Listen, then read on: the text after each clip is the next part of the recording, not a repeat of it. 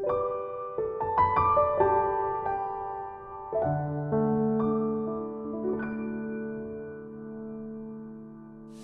이제 오늘 다니엘서 2장 두 번째 시간으로 한번 들어가 볼 텐데요.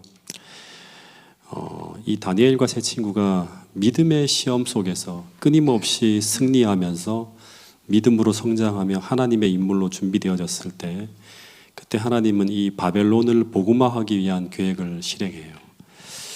그래서 이 다니엘이 등장하기 위한 무대를 만드시려고 하는데, 근데 그것이 바로 뭔가 하면 이 하나님만이 해결할 수 있는 어떤 문제를 세상에 던지는 거예요. 그래서 다니엘서 2장 1절에 보면 이제 어떤 얘기가 나오는가 하면, 느부갓네살이 꿈을 꾸게 하시고 그것을 바로 잃어버리게 함으로써 이 느부갓네살을 꿈의 포로로 만들어 버리는 거예요. 그래서 이 문제를 해결하기 위해서 느부갓네살이 어떻게 하는가 하면 바벨론의 모든 박사들을 총동원해요. 세상의 모든 지혜를 다 동원합니다. 근데 그 잃어버린 꿈을 찾지 못하죠. 왜냐하면 그 마음에서 잃어버린 그 꿈을 찾을 수 있는 분은 누구밖에 없다? 거의 창조주 하나님밖에 없는 거예요. 그래서 이 바벨론의 박사들이 왕에게 어떤 이야기를 하는가 하면, 이 왕이 물으신 그 일은, 그 꿈과 그 해석을 보일 자는 세상에는 단 하나도 없고, 그 문제에 답을 줄 수 있는 사람은 오직 육체와 함께 거하지 않는 신만이 할 수 있는 일이라고 합니다. 그래서 이 문제를 해결할 수 있는 자는 누구다? 그러니까 살아계신 참 하나님과 참으로 교통하는 사람이에요. 하나님이 할 수 있는 일이기 때문에 참 하나님과, 살아계신 참 하나님과 교통하는 사람만이 이 문제를 해결할 수 있어요. 그래서 이 문제 때문에 누가 이제 등장하게 되는가 하면, 참 하나님과 실제적으로 교통하는 그 바벨론에서 다니엘이 등장할 수 있는 무대가 만들어지는 거예요. 그래서 이 다니엘서 2장에 보면 기도하고 이 느부갓네살이 꾼 그 꿈과 해석을 하나님으로부터 받아서 어전으로 들어갑니다. 그리고 느부갓네살 앞에 딱 서게 돼요. 여러분, 세상에는 이제 이 여호와 하나님만이 아니라 수많은 신들이 있죠. 엄청나게 많은 종교들이 있어요. 근데 성경은 그 모든 신들을 신으로 인정하지 않습니다. 그래서 기독교에는 어떤 사상이 있는가 하면 유일신 사상이 있죠. 근데 세상 사람들은 이 기독교가 가지고 있는 이 유일신 사상을 대단히 편협한 사상이라고 생각하고 별로 좋아하지 않아요. 왜냐하면 모든 종교가 서로 존중하고 그것을 인정해주는 그런 어떤 종교를 좋아합니다. 예. 근데 참 좋은 이야기 같지만, 근데 모든 존재가 다 신이라고 하면 그건 이것도 진리고 저것도 진리라고 하는 것과 같은 말이에요. 근데 이것도 진리고 저것도 진리라면 그것이 진리입니까? 진리가 아닙니까? 진리가 아니에요. 그래서 만약 성경이 진리라고 하면 세상엔 오직 하나님, 한 하나님만이 존재해요. 근데 세상에 스스로 존재하는, 스스로 신이라고 이야기하는 많은 신들이 있는 거예요. 그래서 성경에 보면 하나님은 이 신들을 향해서 그들이 정말 참 신이 되려면 반드시 검증을 거쳐야 된다고 이야기합니다. 그래서 성경을 보면 잡신들은 할 수 없고 오직 참 하나님만이 할 수 있는 것들이 추려보면 대략 3가지 정도가 있다고 해요. 이 창조주 하나님만이 할 수 있는 것들, 그게 한 3가지 정도가 돼요. 그 하나가 무엇일까요? 그 하나가 바로 뭔가 하면 창조라고 하는 거죠. 참 하나님만이 할 수 있는 것은 뭐예요? 창조예요. 이 창조라고 하는 것은 뭔가 하면 무슨 있는 것에서 어떤 새로운 것을 만드는 게 아니라, 성경에서 말하는 창조는 무에서 유를 창조하는 거예요. 그러니까 이 단어가 그 히브리어로 어떻게 쓰는가 하면 바라라고 합니다. 근데 인간이 뭔가 있는 것에서 있는 것을 만드는 그런 이제 그 창조를 아사라고 해요. 그러니까 유에서 유를 만드는 걸 가지고 아사라고 하고, 무에서, 그러니까 아무것도 없는 무에서 유를 창조하는 걸 가지고 바라라고 해요. 근데 이 바라라고 하는 이런 일이 벌어지면 누구에게 영광이 돌아간다? 하나님께 영광이 돌아갑니다. 그래서 보라 하는 거 비슷하죠, 한국말로 하면. 그래서 그 이사야서 45장 5절부터 7절에도 보면 이제 어떤 얘기가 나오는가 하면, 창조의 능력을 갖지 아니하는 신은 참 신이 아니라고 합니다. 이런 신을 뭐라고 하죠? 거짓 신이라고 하기도 하고 우상이라고 하기도 합니다. 그래서 예레미야 10장 10절부터 12절에 보면 이제 하나님이 이런 말씀을 하세요. 이 말씀을 같이 한번 읽어보겠습니다. 시작. 오직 여호와는 참 하나님이시요 살아계신 하나님이시요 영원한 왕이시라. 그 진노하심에 땅이 진동하며 그 분노하심을 이방이 능히 당하지 못하느니라. 너희는 이같이 그들에게 이르기를 천지를 짓지 아니한 신들은 땅 위에서 이 하늘 아래에서 망하리라 하라. 여호와께서 그의 권능으로 땅을 지으셨고 그의 지혜로 세계를 세우셨고 그의 명철로 하늘을 펴셨으며. 그러니까 천지를 짓지 아니하는 신들은 땅 위에서 이 하늘 아래에서 왜 망해야 됩니까? 가짜기 때문에 그런 거예요. 다 우상이기 때문에. 실제로 출애굽 당시에 이 천지를 짓지 아니한 이 신들은 결국 다 가짜로 판명되면서 다 무너지죠. 또 하나 어떤 신도 흉내낼 수 없는 오직 창조주만이 할 수 있는 것이 또 하나가 있는데 그게 바로 뭔가 하면 그 사람의 마음에서 벌어지는 일을 이렇게 보는 거예요. 그 느부갓네살이 꿈을 꿨는데 잃어버렸잖아요. 사단이 이걸 볼 수 있나요? 못 봐요, 이거는. 오직 창조주 하나님만이 그 마음에서 벌어진 걸 모든 걸 다 볼 수 있어요.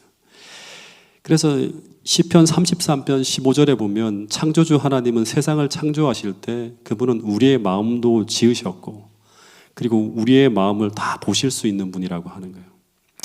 사단은 우리의 마음을 속에 생각을 넣어줄 수는 있지만 볼 수는 없어요. 어떻게 이제 우리 마음을 보는 척 하는가 하면 우리의 행동이나 표정이나 벌어지는 일들을 통해서 우리의 마음 속에 있는 것을 추측해요. 그래서 추측하고 거기에 미혹될 수 있는 걸 던져주는 게 사단이 하는 일이에요. 그래서 두 번째, 창조주 하나님만이 할 수 있는 거는 두 번째는 뭔가 하면 마음을 보는 거예요. 그래서 마음을 감찰하시는 하나님, 우리의 동기와 모든 걸 아시는 하나님. 그래서 우리는 사람을 판단할 수 없고 마음을 모르기 때문에 창조주 하나님만이 그 사람의 동기와 생각들을 아시기 때문에 그분만이 우리를 어떻게 하실 수 있다? 판단할 수 있다고 하는 거예요. 그 다음 세 번째 또 하나가 뭔가 하면 미래를 현재처럼 보는 능력. 이것을 뭐라고 하죠? 예언하는 능력이라고 합니다. 근데 잡신들도 예언을 하지 않나요? 예언을 하죠. 근데 실제는 정확하게 말하면 예언을 하는 것이 아니라 뭐 하는 거예요? 예측을 하는 거예요. 예언과 예측은 어떻게 다른가? 예언은 미래를 현재처럼 보는 능력을 가지고 다가올 미래를 진술하는 걸 예언이라고 해요. 그러니까 미래를 현재처럼, 과거, 현재, 미래를 현재처럼 보는 거예요. 그러니까 시간을 초월하신 하나님만이 그렇게 할 수 있죠. 그래서 하나라도 틀리거나 빈당할 수가 없어요. 그래서 하나님은 미래를 현재처럼 보실 수 있는 능력을 가지고 있기 때문에 단 하나도 뭐 하지 않는다? 예측하지 않는다고 하는 거예요. 그냥 보고 말씀하시는 거예요. 근데 잡신들은 미래를 볼 수 없으니까 어떻게 할까요? 현재와 과거에 이루어지는 모습을 가지고 미래를 어떻게 합니까? 추측하고 예측하는 거예요. 마치 경제 전문가들처럼 현재와 과거의 데이터를 가지고 빅데이터를 가지고 미래를 예측하는 것과 같은 거죠. 그러니까 어떤 것은 맞고 어떤 것은 틀리는 거예요. 근데 하나님께서 말씀하시는 그 미래의 예언은 단 하나도 틀릴 수가 없다. 왜냐하면 하나님은 미래를 어떻게 본다? 현재처럼 다 보시고 있기 때문입니다. 그래서 우리 하나님께서 우상과 그 시대의 수많은 잡신들을 향해서 이런 말씀을 하는 거예요. 같이 한번 읽어보겠습니다. 이사야 41장 21절부터 24절까지의 말씀입니다. 시작. 나 여호와가 말하노니 너희 우상들은 소성하라. 야곱의 왕이 말하노니 너희는 확실한 증거를 보이라. 장차 당할 일을 우리에게 진술하라. 또 이전 일이 어떠한 것도 알게 하라. 우리가 마음에 두고 그 결말을 알아보리라. 혹 앞으로 올 일을 듣게 하며 뒤에 올 일을 알게 하라. 그리하면 너희가 신들인 줄 우리가 알리라. 나 여호와가 말하노니 너희 우상들은 가짜 신들은 어떻게 알아? 소송하라고 하는 말은 뭔가 하면 논쟁해보라, 도전해보라 하는 거예요. 한번 니들이 참신이라고 하는 걸 증명해보라고 하는 거예요. 받아주겠다고 하는 거예요. 야곱의 왕이 말하노니 너희는 어떻게 알아? 확실한 증거를 보이라고 하는 거예요. 너희들이 참신이라면 증거를 보이라고 하는 거예요. 그 증거가 어떤 것인가 하면 장차 당할 일을 어떻게 해라? 한번 진술해 보라고 하는 거예요. 얘기해 보라고 하는 거예요. 이전 일에 어떠한 것도 알게 하라. 우리가 마음에 두고 그 결말을 알아보리라. 혹 앞으로 올 일을 듣게 하며 뒤에 올 일을 알게 하라. 그리하면 그것이 증명이 되면 너희가 신들인 줄 우리가 알리라고 하는 거예요. 여러분, 그래서 이 다니엘서를 연구하고 나면 우리는 수많은 잡신들 속에서 우리가 믿는 하나님이 참 하나님이라고 하는 사실을 이 예언을 통해서 어떻게 할 수 있다? 확신할 수 있는 거예요. 재림교회가 가지고 있는 이 예언의 이 진리가 얼마나 강한 건지 한번 이번 다니엘 계시록을 연구하면서 여러분들이 한번 확증해 보시고 참 믿음을 가지고 살아갈 수 있는 여러분들이 될 수 있기를 간절히 바라겠습니다. 어쨌든 이 다니엘이라고 하는 20살밖에 안 된 청년이 이 꿈에 대한 내용과 해석을 가지고 그 위대한 왕 앞에 탁 섭니다. 그래서 아마 왕이 이 다니엘이라고 하는 어린 청년이 어떤 말을 할지 아주 거만하게 이제 들으려고 딱 앉아 있을 거예요. 뒤에다 머리를 뒤로 제끼고 이 녀석 한번 몇 마디 하는 거 들어보고 가차 없으면 바로 다 죽여야지. 이런 생각을 가지고 이렇게 한번 쭉 들었을 거예요. 근데 이 청년의 처음 한마디를 듣고 난 후에 제 개인적인 생각에는 상상해 보는데 얼어붙었을 거예요. 이 다니엘이 어떤 말을 하는가 하면 왕이여 한 다음에 왕이 언제 이 꿈을 꾸었는가 하면 언제 꿈을 꾸었다? 침상에서 장래일을 생각하실 때, 다시 말하면 장래일을 고민하며 생각하다가 이 왕이 왕궁을 쫙 거닐면서 이 엄청난 제국을 만들어 세웠어요. 역사를 보니까 모든 제국들이 다 시간이 지나면 다 망하는 거예요. 그럼 이 나라도 망하는 게 아닐까? 이런 고민을 하면서 장래일을 생각하다가 깜빡 잠이 들었다가 꿈을 꾼 거예요. 근데 그 아무도 알 수 없는 그 왕의 은밀한 마음속에 벌어진 그 생각을 다니엘은 마치 꿰뚫어 보는 것처럼 딱 말하고 있는 거예요. 이 말을 들었을 때 이 느부갓네살 왕이 소스라치게 놀랐을 거예요. 그러면서 아마 상상해 보는데 이 왕은 다니엘의 입을 통해 펼쳐지는 그 꿈에 대한 해석이 끝날 때까지 완전히 얼어붙었을 거예요. 와, 진짜 하나님이 나에게 들려주신 음성이구나 하면서.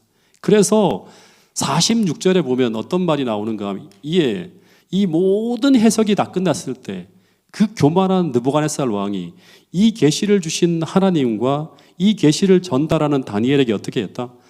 엎드려 절했다고 하는 거예요. 네. 여러분, 우리도 미래에 우리 안에 성령이 충만하게 거하게 될 때 이런 세상 최고의 권력자의 힘을 영적으로 압도하는 이런 위대한 일을 하는 그런 주의 종들이 바로 누가 되는가 하면 이 예언을 알고 있는 하나님의 남은 물이라고 하는 사실을 꼭 기억할 수 있게 되기를 간절히 바라겠습니다. 그래서 오늘 우리는 어떻게 해야 된다? 지난주에 이어 계속 말씀드리는 것처럼 날마다 성령과 동행하는 하나님의 영이 여러분들을 지배하고 여러분들을 이끌고 가는 그런 사람들로 거듭나야 된다고 하는 사실을 꼭 기억할 수 있게 되기를 간절히 바라겠습니다. 또 하나 이 다니엘 2장을 통해 배워야 될 것은 뭔가 하면 이제 이 26절에 보면 26절부터 28절에 보면 이 느부갓네살 왕이 다니엘에게 내가 그 꿈과 해석을 능히 알겠느냐라고 물었더니 다니엘이 뭐라고 합니까? 네, 제가 능히 알 수 있습니다라고 한 번도 대답하지 않아요. 이건 우리가 알 수 없는 거라고 하는 거예요. 다시 말하면 다니엘은 철저하게 그는 자신을 포함해서 어떤 박사도 왕의 그 문제를 해결할 수 없다고 말하는 거예요. 그런데 그 인간적으로 불가능한 것을 행할 수 있는 분은 누구밖에 없다? 오직 한 분이신 여호와 하나님이라고, 하나님께서 하실 수 있는 일이라고 하는 거예요. 즉 다시 말해서 이 바벨론 박사들처럼 왕이 말씀하시면 우리가 그것을 해석해 드리겠나이다라고 자신 있게 말하지 않았다고 하는 거예요. 그 바벨론 모든 박사들은 스스로 자신들이 지혜 있는 자라고 이렇게 자신의 지혜를 진례했지만 다니엘은 하나님의 사자로서 지혜의 유일한 근원이신 하나님을 계속 가르쳤다고 하는 거예요. 여러분, 그래서 이 느부갓네살 앞에서 한 다니엘의 이야기를 보면 이 다니엘의 이야기는 시작이 하나님으로부터 시작했어요. 28절에 보면 오직 이 은밀한 것을 나타내실 이는 하늘에 계신 하나님이다라고 해요. 그리고 이 끝에도 어떤 얘기를 하는가 하면 끝도 어떤 얘기를 해요? 하나님으로 끝나요. 45절에 보면 하나님이, 내가 말하는 게 아니라 하나님이 장래일을 왕에게 알리신 것이라고 말을 해요. 근데 이 패턴이 창세기에 보면 요셉이 똑같이 이렇게 합니다. 창세기 41장 16절과 25절에 보면 요셉도 뭐라고 하는가 하면 내가 아니라 하나님이 주신 것입니다. 하나님으로부터 시작해서 하나님으로 끝이 나요. 여러분, 그래서 오늘 우리가 진실로 우리 삶에 미치는 모든 하나님의 은혜에 대해서 내가 그분의 영광을 조금이라도 내 것인 것처럼 취하지 않고 오직 그분을 인정하고 그분께 영광을 돌릴 수 있을 만큼 우리 스스로가 겸손할 수 있다면 하나님은 다니엘에게 주신 이 영역을 오늘 우리에게도 주실 수 있다고 하는 사실을 꼭 기억할 수 있게 되기를 간절히 바라겠습니다. 오늘 오전에 이제 목회실 회의 때도 이제 이 이야기를 좀 나누었는데요. 우리 이제 목사님들이 화요일하고 목요일마다 이제 독서 토론회라고 해서 책을 가지고 같이 좀 공부를 해요. 근데 오늘 그 독서 토론회 그 마지막 문장이 뭔가 하면 마르틴 루터가 이제 한 이야기인데 그 이야기가 어떤 이야기인가 하면 이 자아를 하나님의 은혜로 죽이는 일에 오늘 우리가 실패한다고 하면 하나님께서는 우리를 위해 아무것도 할 수 없다고 하는 그런 말을 해요. 왜냐하면 내가 살아있으면 우리는 언제나 하나님의 영광을 가리는 그 입장에 서게 돼요. 그래서 오늘도 끊임없이 이 자아를 십자가에 못 박는 그런 경험을 성공적으로 이어갈 수 있는 그런 모든 성도들이 될 수 있기를 간절히 바라겠습니다. 하나님께서 여러분들을 자유롭게 쓰시고 우리가 어떤 구성원으로 모인다 하더라도 연합되어져서 한 성령 안에서 한 목적을 위해서 일할 수 있는 그런 교회가 될 수 있기를 간절히 바라겠습니다.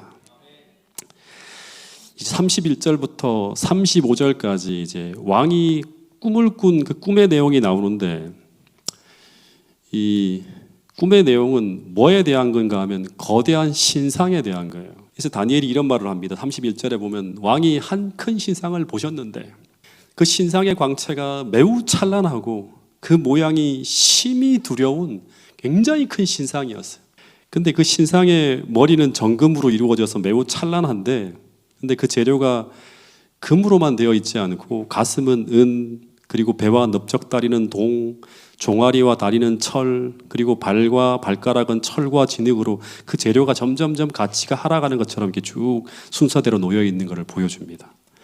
그런데 이 거대한 신상이 손대지 아니한 돌이 신상을 가격해서 이 신상이 부서지는데 어떻게 부서지는가 하면 여름 타작마당에 겨같이 되어서 바람이 쫙 불 때 온데간데 없이 사라진다고 합니다. 그리고 우상을 친 돌은 태산을 이루어서 온 세계에 가득한 그런 장면으로 꿈이 끝이 나요. 이게 이 꿈의 내용의 전부인데, 근데 이 다니엘이 이 꿈에 대한 이 얘기를 할 때 느부갓네살이 어떻게 반응했을까요? 맞아 그거야. 내가 잃어버린 꿈이 그거야 하고 막 얘기했겠죠. 그러면서 이 다음에 나오는 그 해석이 하나님이 주신 것이라고 하는 확실한 신뢰를 가지고 그 해석을 듣겠죠. 하나님이 그렇기 때문에 바로 꿈을 잃어버리게 하고 이런 방법으로 세계 역사의 예언을 보여준 거예요. 그래서 36절부터 이제 꿈에 대한 해석을 하기 시작하는데 오늘은 딱 두 절만 할 겁니다. 이 36절, 38절 이 바벨론 왕에 대한 얘기만 좀 할 텐데 한번 읽어보겠습니다. 36절부터 38절 시작. 그 꿈이 이러한즉 내가 이제 그 해석을 왕 앞에 아뢰리이다. 왕이여, 왕은 여러 왕들 중에 왕이시라. 하늘의 하나님이 나라와 권세와 능력과 영광을 왕에게 주셨고 사람들과 들짐승과 공중의 새들 어느 곳에 있는 것을 막론하고 그것들을 왕의 손에 넘기사 다 다스리게 하셨으니 왕은 곧 그 금머리니이다. 여기서 우리가 진짜 주목해야 될 몇 가지 이제 기사가 나옵니다. 첫 번째 하나는 뭔가 하면 느부갓네살아 그러면서 너가 붙잡고 있는 이 권력은 느부갓네살은 항상 누구가 줬다고 생각할까요? 마르둑 신이 줬다고 생각하겠죠. 근데 하나님이 뭐라고 하는가 하면 바벨론의 주신인 마르둑이 준 게 아니라 누가 주었다? 지금 너가 그 왕의 위치에 있는 게 여호와 하나님이 그 나라와 권세와 능력과 영광을 그에게 주었다고 하는 거예요. 느부갓네살은 다니엘 4장까지 이것을 인정하지 않죠. 그래서 인정하게 되는 이야기가 다니엘 4장에 나옵니다. 계속 듣지만 인정하지 않아요. 또 하나 우리가 눈여겨봐야 될 게 뭐냐 그러면 이 36절부터 38절의 내용을 보면 왕이 곧 뭐다? 이 신상의 금머리라고 하는 거예요. 이 이야기는 이 신바벨론 제국과 느부갓네살을 일치시키고 있는 거예요. 왕이 느부갓네살이 곧 뭐다? 이 금머리와 같다고 하는 거예요. 은이나 이런 거는 다 나라하고 이제 매치시키는 은나라, 녹과 같은 나라라 하는데 이 첫 번째 이 신바벨론 제국은 왕이 곧 그 금머리라고 하는 거예요. 근데 이렇게 한 이유가 있어요. 그러니까 신바벨론 제국이 고대 근동을 통일하고 난 이후에 몇 년 정도 이제 역사가 이어지는가 하면 한 66년 정도 이 역사가 이어집니다. 그러니까 기원전 몇 년부터 605년 이게 무슨 전투죠? 이제 좀 나오셔야죠. 갈그미스 전투. 그때 이제 이 느부갓네살이 나보포라살이라고 하는 아버지가 죽은 이후에 이제 왕이 되어져서 언제까지? 기원전 539년 10월 13일 이때가 이제 바벨론이 멸망하는 날이에요. 한 66년 동안 이제 나라가 이어지는데 이 66년의 기간 중에서 느부갓네살이 왕으로 재위한 기간이 몇 년인지 아십니까? 43년이라고 합니다. 그러니까 한 3분의 2 정도가 이 느부갓네살이 재위를 한 거예요. 그러니까 모든 왕들 중에서 제일 긴 기간 동안 통치를 해요. 그 다음에 나머지 한 23년 정도를 누가 이제 통치를 하는가? 네 왕이 등장합니다. 이 왕들을 여러분 다 암기하셔야 됩니다. 왜냐 그러면 다니엘 7장에 또 나와요. 이 네 왕들이 바로 누구인가 하면 성경에는 이제 이 느부갓네살의 아들이에요. 아들인데 굉장히 분약하고 무능하고 약한 왕인데 그 왕이 누군가 하면 누구죠? 성경에는 에월 무로닥이라고 하는데 역사 속에서는 아멜 마르둑이라고 나옵니다. 근데 이 왕이 이제 한 2년 정도 재위하다가 그의 매형이에요. 매형인 느부갓네살에게는 사위죠. 네르갈 샤르우스에 의해서 살해당하 죽습니다. 그리고 이 네르갈 샤르우스는 천함을 죽이고 즉위한 후에 한 4년 정도 통치하는데 그 아들이 이제 리바시 마루둑이라고 하는 아들이 이제 다시금 왕이 되는데 이 리바시 마루둑도 2달 만에 죽습니다. 그리고 난 후에 마지막 왕이 누군가 하면 이 나보니도스인데 이 왕도 너무나 병약한 왕이에요. 그래서 재위 3년 만에 병을 얻어갖고 맏아들인 벨사잘에게 이제 왕위를 물려주고 요양을 하다가 몸이 회복되고 난 이후에는 어디로 가는가 하면 아라비아 테마로 가서 거기서 아주 고고하게 심취해 살다가 이제 이 고레스가 바벨론을 막 공격할 때 페르시아의 투항한 왕이 바로 누구인가 하면 나보니드스라고 하는 왕이에요. 네. 그러니까 에월 무로다, 그 다음에 네르갈 샤르우스, 그 다음에 리바시 마루뚝, 나보니도스 이 네 왕들이 전부 어떤 왕인가 하면 다 문약한 왕이 등장하죠. 계속 내리막을 달려가는 그런 걸 보게 됩니다. 그래서 다니엘은 하나님이 주시는 그 예언의 빛을 통해서 이 느부갓네살 왕이 바로 뭐와 똑같아? 신바벨론 제국과 동일시하면서 왕은 곧 뭐다? 금머리라고 선언하는 거예요. 그러니까 바벨론에서 가장 위대한 왕은 당신이라고 하는 거예요. 당신 외에는 이 나라에 어떻게 보면 기여한 왕이 없다고 말하는 것과 똑같은 그런 얘기를 하는 거죠. 근데 이 예언은 1800년대까지 역사학자들에게서 가장 많이 비판을 받았던 내용 중에 하나예요. 왜냐하면 당시 역사가들에 의하면 느부갓네살 왕은 이제 고고학 역사, 수많은 역사책에 보면 이 느부갓네살이라고 하는 왕은 역사 속에서 정말 보잘것없는 그런 왕이었어요. 바벨론의 건축자도 느부갓네살이 아니라 역사 속에서는 누구로 계속 이제 지칭되어지고 있는가 하면 아다드 나랄의 3세 어머니였던 세미라미스라고 하는 이 모후가 그러니까 왕의 어머니죠. 황제의 어머니가 바벨론 성을 건축했다고 막 계속 그런 이야기가 1899년까지 계속 그런 이야기가 나왔어요. 그래서 고등 비평가들은 다니엘서는 물론 성경은 진실이 아니라 뭐다? 허구다. 이런 얘기를 계속 펼쳤어요. 왜냐하면 성경에서는 이 바벨론 성의 건축자를 누구라고 얘기해요? 다니엘 4장 30절에 보면 나 왕이 말하여 이르되 이 큰 바벨론은 내가 능력과 권세로 건설하였다. 나의 도성으로 삼고 이것으로 내 위엄의 영광을 나타낸 것이 아니냐 하면서 성경에서는 계속 느부갓네살 내가 했다고 하는 거예요. 역사의 기록에 보면 어디에도 느부갓네살이 바벨론을 건설한 사람이라고 나오지 않는 거예요. 1899년까지. 그런데 1899년부터 시작해서 1917년에 이르기까지 18년간 이 독일의 동방학회 사업으로 인해서 독일의 고고학자인 누가 등장하는가 하면 더 쓸데가 없네요. 여기에 로버트 콜더베이라고 하는 사람이 등장합니다. 이 사람이 오직 성경을 믿고, 역사에서는 그게 다 억울하고 하는데도 불구하고 성경이 진리라고 하는 걸 믿고 어디로 가는 겁니까? 이라크로 날아가서 그 주변에 이제 막 땅을 다 이렇게 이제 그 발굴하기 시작합니다. 그러다가 드디어 거의 2000년 동안 땅 속에 묻혀서 빛을 보지 못하던 도시가 세상에 드러나게 되는데, 이제 이걸 가지고 돌들이 소리 지른다고 하는 얘기와 똑같아요. 근데 이 고고학적 유물들이 전부 다 무엇을 얘기하고 있는가 하면 다니엘서의 진술을 증명하는 것들이었어요. 그래서 여러 비문과 건축물들, 심지어 느부갓네살이 이름이 찍힌 벽돌까지 전부 다 이 대도시가, 이 큰 도시가 누구에 건축되어졌다? 느부갓네살에 의해서 건축되어진 것임을 쭉 얘기해 주는 걸 보게 됩니다. 근데 놀라운 것은 이 도시가 생각했던 것보다 엄청나다고 하는 거예요. 그 전까지 이 바벨론이 어느 정도 크기의 도시인지 전혀 알려진 게 없었어요. 근데 이 도시가 고대 도시 중에서, 그 당시 도시 중에서 가장 큰 도시였다고 합니다. 이 직사각형으로 이 도시의 둘레가 16km나 되는 어마어마한 도시였다고 합니다. 그리고 느부갓네살이 당시에 43년 동안 재위하면서 3개 정도의 그 왕궁을 이제 건축하게 되는데, 여기 보면 이제 그 서머 팰리스라고 하는 게 보이죠. 저기 그러니까 북동쪽 시가지에 건축한 하기별궁이라는 게 하나 있었고, 그 다음에 도시의 중앙에 있는 중앙궁, 남궁까지 그 당시에 상상을 초월할 정도로 거대한 규모의 왕궁을 3개나 건축을 합니다.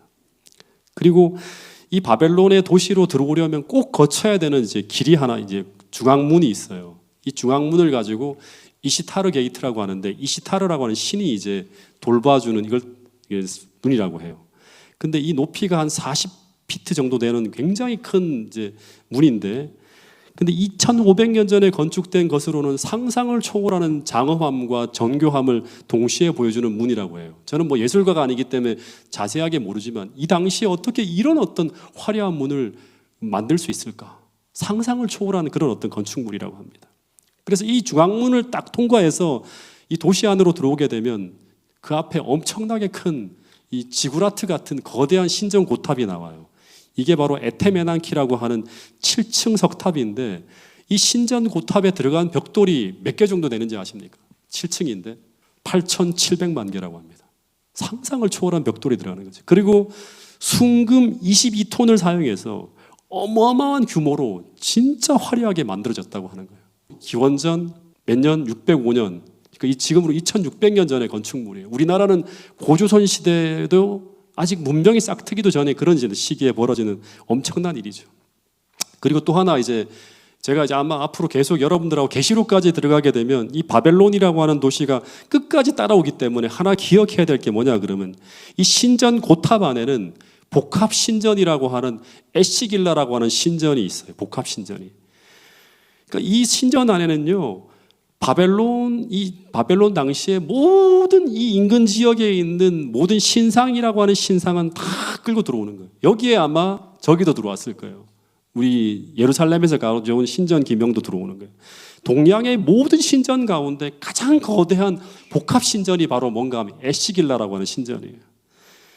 바벨론 10만 모신 신전이 53개, 마르둑 신을 위한 예배당만 55개, 대지의 신들을 위한 예배당이 300개, 그리고 하늘을 위한 신들을 위한 예배당이 400개가 있었다고 하는 거예요. 그러니까 당시 온 세상의 신이라는 신은 다 모아다가 어떻게 하는 거예요? 분양하고 막 예배드리고 있는 거예요. 근데 무엇을 위해 분양했을까요? 무엇을 위해? 이 바벨론의 번영을 위해서. 네. 그러니까 이 바벨론은 계시록에 들어가게 되면 우상 숭배를 대표하는 나라예요. 우상 숭배를 대표하는. 그러니까 모든 신전이란 신전은 다 끌고 들어와서 온갖 귀신들이 다 모이는 그런 처소가 되어지는 게 바로 뭐예요? 바벨론이라고 하는 도시예요. 근데 마지막 때 세상이 이렇게 되어진다고 우리가 예언을 믿고 있죠.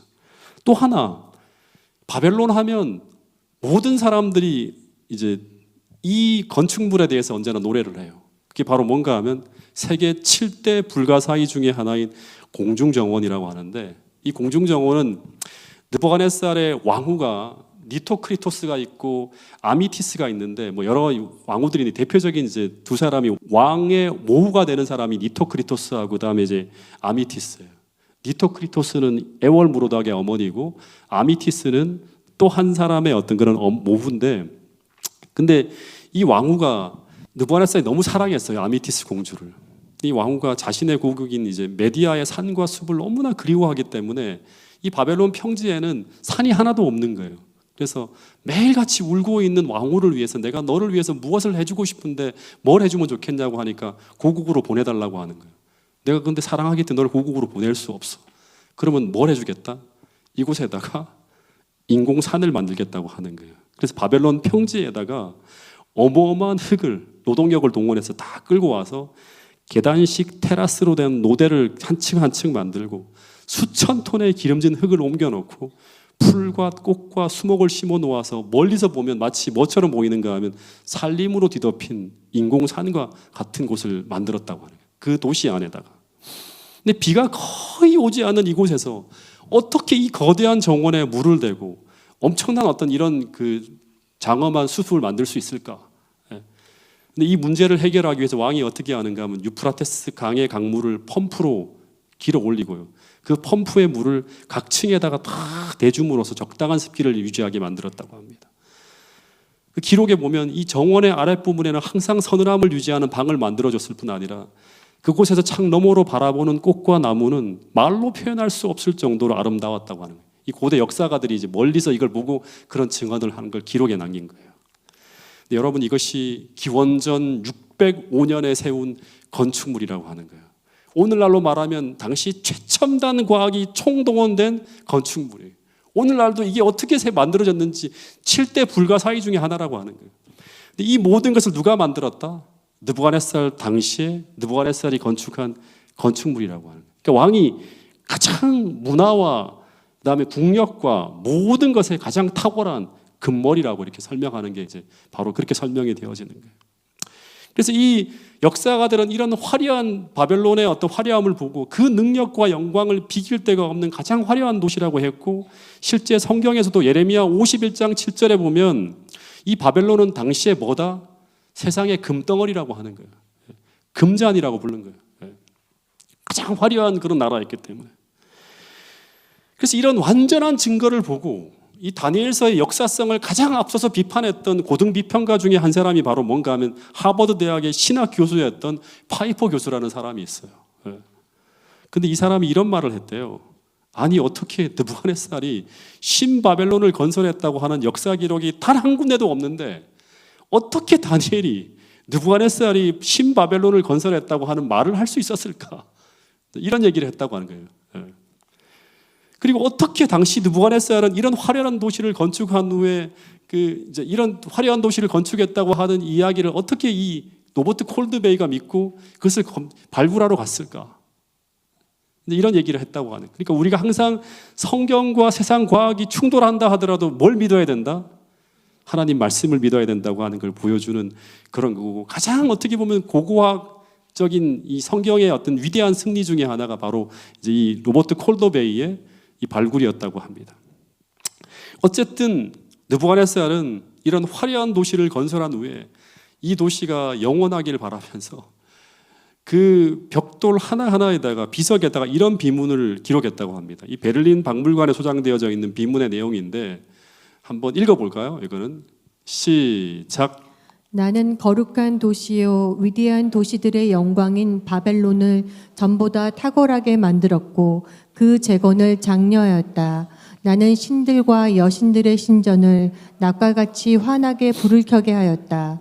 모든 왕들 가운데 내가 마르둑을 위하여 대대적으로 건축한 것 같이 신축한 왕은 하나도 없으며 나는 또 에시길라 신전을 시설을 늘렸다. 그러니까 당시에 이제 그 에테메난키라든가 복합 신전 근처로 가면 온 가운데 다 불이 켜져 있고 막 주술을 하고 목탁을 두드리고 향을 피우는 그런 일들이 만연했을 것 같아요.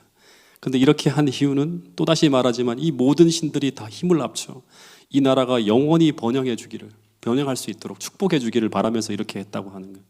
또다시 말하지만 계시록에 보면 바벨론은 온갖 귀신의 처소가 되어 있다고 하는 것을 이야기하는데 그걸 표상으로 보여주는 내용이 바로 이제 고고학적인 내용과도 일치하는 걸 볼 수 있습니다. 더하여서 이 느부갓네살이 이렇게만 한 게 아니라 이 바벨론이 영원하길 바라면서 어떤 일을 했는가 하면 이 도시가 어떤 외적의 공격으로부터 안전하게 방어되어지기 위해서 이 최첨단 방어 시스템을 만들었어요. 이 평원에 있잖아요. 산에 끼고 있는 게 아니라 큰 평원에 있는 거예요.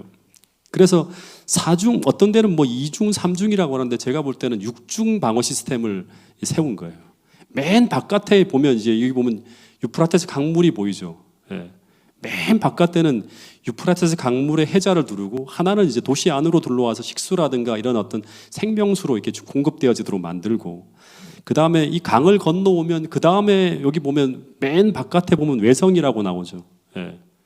아우터 월이라고 해요. 아우터 월이라고 해서 외성을 쌓았는데 이 외성이 어떻게 되는가 하면 내성과 외성의 이중 방어벽이에요. 예. 그러니까 외성의 두께도 한 12m에서 13m. 그 다음에 이 바깥에 외성인데도 이게 두 성이 내성과 외성이 또 있어요. 그 외성이 한 12m, 13m 두께로 돼 있고 그걸 넘어오게 되면 그 안에 또 한 6m 내지 11m 되는 또 하나의 방어벽이 있어요. 그러니까 두 개로 이중으로 돼 있죠. 그 다음에 또 이제 또 도시 안으로 들어오면 또 여기 해자가 또 하나 있죠. 그죠? 그 해자를 넘어오면 또 어떻게 되는가? 그 도심을 방어하는 또 이중 성벽이 있다고 합니다. 그러니까 하나 해자를 건너와서 이중 방어 시스템, 또 해자를 또 하나 건너와도 이중 방어 시스템. 그러니까 이걸 뚫으려 그러면 난공불락이에요. 그리고 이 도성의 성문을 정면으로 공격하려고 하더라도 청동문으로 되어 있어서 웬만한 공성 무기로는 뚫을 수가 없었대요. 그리고 이렇게 방어 시스템을 갖춰놓고 있으려면 어떻게 해야 돼요? 식량 시설이 중요하겠죠. 근데 이 안에 자그마치 20년치의 식량 저장 시설을 두어서 아무리 외벽 바깥에서 막 이렇게 한다 하더라도 옥새함에 버틸 수 있는 거예요. 그런 난공불락의 요새가 어디였는가 하면 바벨론이었다고 합니다. 최첨단 공중정원과 같은 어마어마한 어떤 그런 이런 이 건축을 만들 수 있는 그런 최첨단 과학시설로 이 모든 것들을 방어할 수 있는 완벽한 시스템을 갖춰놓은 거예요. 그리고 이 바벨론이 영원하기를 바라면서 벽돌 하나하나마다 어떤 문구가 담겨 있는가 하면 에시길라와 에지다라고 하는 신이 보존하는 바벨론 왕 느부갓네살이라고 적어 놓으면서 이 신들이 나를 지켜줄 거야. 이 강력한 신들이 나를 지켜줄 거야라는 그런 소망을 다 담아서 이 벽돌 하나하나에 이제 기록했다고 합니다. 근데 성경은 반드시 왕을 뒤이어서 왕보다 못한 다른 나라가 일어날 것이라고 했어요. 그리고 이 예언 그대로 바벨론이 세계를 제패한 그 기간 중에서 다른 모든 제국보다 가장 짧은 70년을 다 하지 못한 66년 만에 기원전 539년 10월 13일 날 멸망을 당해요. 그게 다니엘서 5장에 나오는데 당시에 이 바벨론의 마지막 왕 벨사살이 어떻게 합니까? 이 난공불락의 최첨단 방어 시스템을 믿고 어떻게 합니까? 환락에 취해서 이 페르시아군이 그 엄청난 유프라테스 강의 물줄기를 밤새도록 토목공사를 통해서 돌려놔요. 해제를 다 무력하게 만들죠. 그 다음에 유프라테스 강물이 바닥을 드러내도록 만든 다음에 참 놀랍게도 그 다음에 이 방어 시스템이 뭐가 있어요? 청동문이 있잖아요. 어떤 변절자가 이제 그 성문을 열어줍니다. 밤에. 그래서 이제 야음을 틈타서 그 어마어마한 대군이 쫙 몰려 들어가는데 그런데 1879년 바벨론에 출토된 이 고레스 실린더에 보면 어떤 기록이 있는가 하면 이런 기록이 있대요. 이 바벨론을 정복한 왕이 이 고레스라고 하는 이제 사람이 이제 이거를 이 바벨론을 정복했는데 이 기록에 쭉 보면 어떤 기록이 있는가 하면 이 고레스 장군이 마지막 요충지인 오피스를 탁 떨어뜨린 다음에 바벨론을 함락시키려고 포위를 했는데 이 난공불락이잖아요. 어떻게 할 수가 없는 거예요. 그래 고민하고 있는데 바벨론의 배신자가 그 견고한 청동문을 열어주기로 했고 그리고 유프라테스 강물을 해자를 돌려놓고 성 안으로 쭉 진입해 들어가는데 치열한 교전이 벌어져야 돼요. 근데 외성이 떨어지고 내성이 함락될 때까지 아무도 몰랐대요. 아무도 몰랐는 거예요. 거의 저항다운 저항이 없었다고 하는 거예요. 거의 무혈입석을 했다고 하는 기록이 여기 나옵니다. 근데 이 사실이 고레스 실린더에 실려 있는데 그런데 이런 일이 벌어질 것이라고 다니엘서 2장 39절에 보면 왕만 못한 다른 나라가 일어날 것이라고 예언되어져 있고, 그 다음에 이사야 44장 45장에는 너무나 구체적으로 누구에 의해서, 고레스에 의해서 어떻게 이루어질 건지, 내가 그 왕의 손을 붙잡고 어떻게 한다, 성문을 열고 그 모든 어떤 그런 이 정복되어지는 바벨론이라고 하는 성을 정복할 것이라고 하는 내용들이 구체적으로 적혀 있었다고 하는 거예요. 여러분, 그래서 아무리 그 예언이 이루어지는 것을 막으려 해도, 어떤 왕이 어떤 신과 어떤 힘을 빌려서 그것을 막으려 한다 하더라도 하나님의 말씀은 어떻게 된다? 반드시 이루어진다고 하는 것이 성경의 이야기고 역사가 그것을 증명한다고 하는 것입니다. 여러분, 그래서 우리는 2600년 전에 기록된 이 예언의 말씀에 기초해서 오늘 우리가 살아야 된다고 하는 사실을 잊지 않게 되기를 간절히 바라겠습니다. 이사야 40장 8절에 보면 풀은 마르고 꽃은 시드나 우리 하나님의 말씀은 어떻게 한다? 영원히 서리라 하는 거예요. 또 하나의 말씀을 보면 이사야 55장 11절 말씀 같이 한번 읽어보겠습니다. 시작. 내 입에서 나가는 말도 이와 같이 헛되이 내게로 되돌아오지 아니하고 나의 기뻐하는 뜻을 이루며 내가 보낸 일에 형통함이니라. 내 입에서 나가는 말도 이와 같이 헛되이 돌아오지 않는다고 하는 거예요. 단 하나도 떨어지지 않는다고 하는 거예요. 하나님이 기뻐하시는 일을 이루며 내가 보낸 일에 형통함을 이룬다고 하는 거예요. 다 이루어진다고 하는 말씀인 거예요. 여러분, 그래서 마지막 말씀인데요, 이 말씀도 같이 읽으면서 오늘 모든 이야기들을 좀 정리하도록 하겠습니다. 시작. 이 세상도 그 정욕도 지나가되 오직 하나님의 뜻을 행하는 자는 영원히 거하느니라. 이 세상도 그 정욕도 지나가되 오직 누구는 하나님의 뜻을 행하는 자는 어떻게 된다?